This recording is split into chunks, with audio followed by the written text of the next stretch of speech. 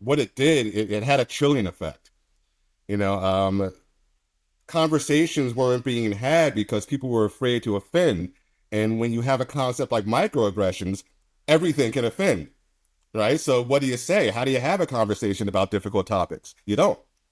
I would tell my students all the time, like, you can talk in here. Don't worry about it. You know, you can have a conversation in here. Don't worry about it. It's all good. I'm not going to silence you. I'm not going to accuse you of microaggressions and things like that.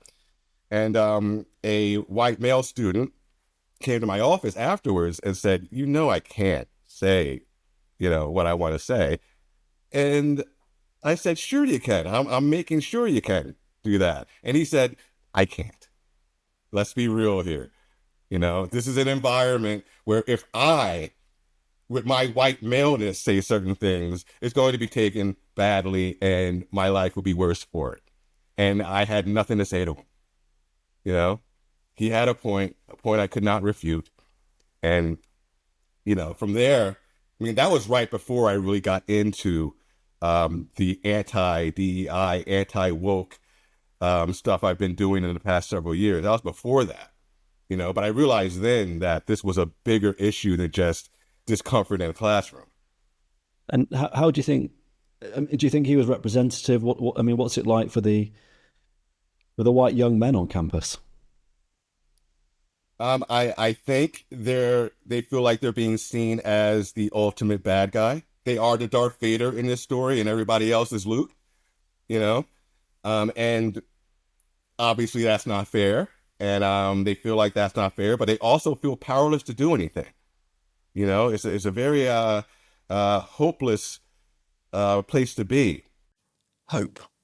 A word used 3 times by President Kennedy when he addressed the nation on the 11th of June 1963. The University of Alabama had just admitted its first 2 black students, once the National Guard had been deployed to force desegregation. That evening, JFK announced he'd be sending civil rights legislation to Congress. Every American ought to have the right to be treated as he would wish to be treated, he said. 5 months later, he was assassinated.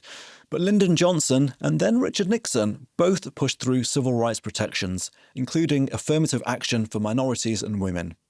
That initial momentum slowed down, which is when, Eric Smith says, the seeds of today's activist DEI were sown.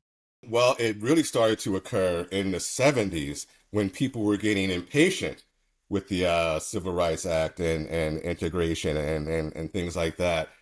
They weren't seeing positive changes quickly enough. So this is where the critical race theory starts to be planted and grow. Those activist seeds, infused by Marxist-inspired critical race theory, would slowly germinate over the years, waiting for their moment, decades later, to burst through. But on the surface, the JFK, LBJ and Nixon gains abruptly run into Reagan. So we see a lot of progress, especially for Black and Hispanic men and women, also for white women. Pretty solid progress for Asian American men and women. But that kind of comes to a halt in the early 1980s when Ronald Reagan comes to office. Frank Dobbin, professor of sociology at Harvard, our guru on the diversity sector. Reagan thought we didn't have a problem anymore. He thought that affirmative action had run its course, that workplaces were fair, and that we just didn't need that regulation anymore. Faced with high unemployment, he wanted to slash red tape. Reagan tried overturning the executive orders that had created affirmative action before settling on weakening the regulations and enforcement. The government pulls back on diversity, but big companies have other ideas. Reagan was in office for 8 years, starting in 1981.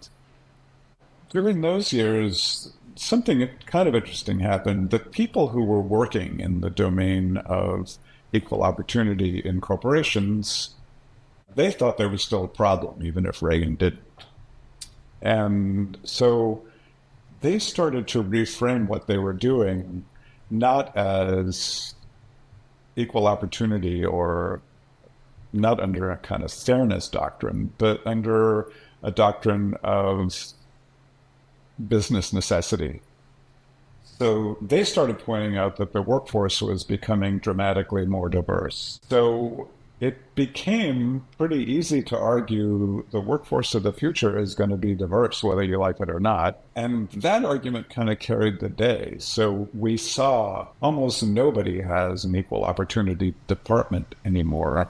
But mostly these people are called diversity managers, diversity officers, and diversity, equity, and inclusion departments. Echoes of today as the Trump administration uses its power to rein in a far more ideological form of DEI. Whilst, as we'll see later in the series, the multi-billion diversity sector rapidly tries to reinvent itself to survive. The sector did successfully see off Reagan. In the 90s and into the noughties, most major firms put some diversity programs into place, driven by a sense of it being good for business. We'll address that. Some well-meant intentions to tackle injustices, let's be fair, and the threat of whopping payouts. Morgan Stanley, Smith Barney and Merrill's collectively paid out more than $650 million to settle sex discrimination claims.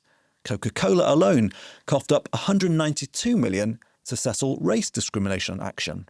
Whilst corporate America dances with DEI, throughout this whole period from Nixon through to Obama, those activist seeds planted in the 70s had been sprouting, particularly in academia, in departments like ethnic studies, with its radical focus on power and privilege.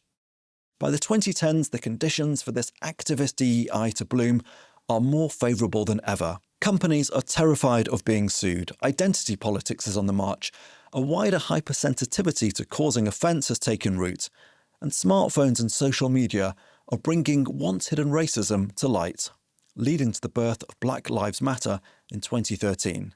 But if we take a head-scratching step back, how have we got here? How is DEI dogma taking root across academia and about to capture the corporate world? Not just the, let's call it, well-meaning HR stuff, but a deep divisiveness rooted in Marxist ideology. Here's what I really struggle with. How have so many smart people, top academics, corporate leaders, been so taken in by DEI, rather than something more pragmatic and data-led that really could have made that a much-needed difference against racism and sexism? How on earth did the University of Michigan spend $250 million on diversity programs? $250 million! At times of existential angst, I turn to therapist Carol Sherwood. To understand how people get swept along by groupthink, she says we should look at the pioneering experiments of social psychologist Solomon Asch. Solomon Asch did his conformity studies in the 1970s, which actually showed that when you get people in a room together and everybody but one person is saying, you know, this line is longer than that line, and everybody but one person says that the shorter line is actually longer than it really is, and that one person feels such pressure to conform that they will lie in order to conform to the group. And again, it's that similar thing. It's an evolutionary thing, isn't it? That, you know, if you don't conform, then you're likely to be an outcast or you'll be viewed badly. I think that we are definitely living through a groupthink crisis at the moment.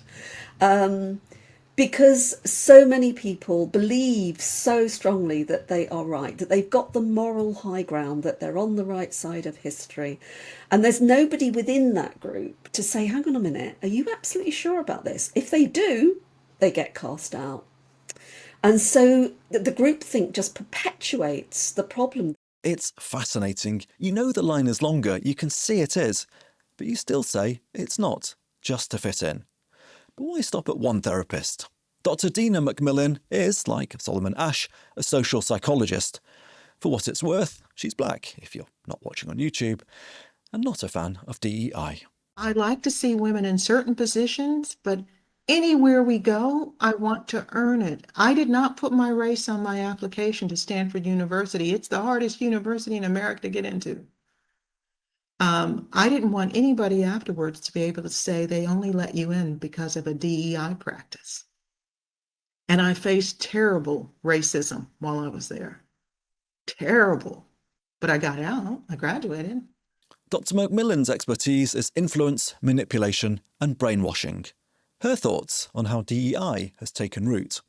Please understand, my social psychology colors everything I do. And I look at how the West, since, the 80s, 90s, has sought to remedy issues between groups. They've used influence mechanisms, manipulation, coercion, and always at the loss of the white Westerner, always at the loss of masculinity and males. So there are some people who've just succumbed, they've submitted, they comply, they've taken on these values. It makes them feel good about themselves to allow themselves to be misused and taken advantage of. I suppose the argument is that white people, white men especially, had too much privilege, too much power, and some of that did have to be ceded. I can see an eye roll, even from here to Australia.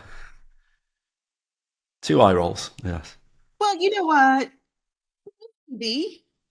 Maybe, but I guess I'm too capitalistic and American. I figured you built it, you own it. That's, it's, if we wanted to get concessions from white males, it's important to show them that there are genuine benefits to doing so.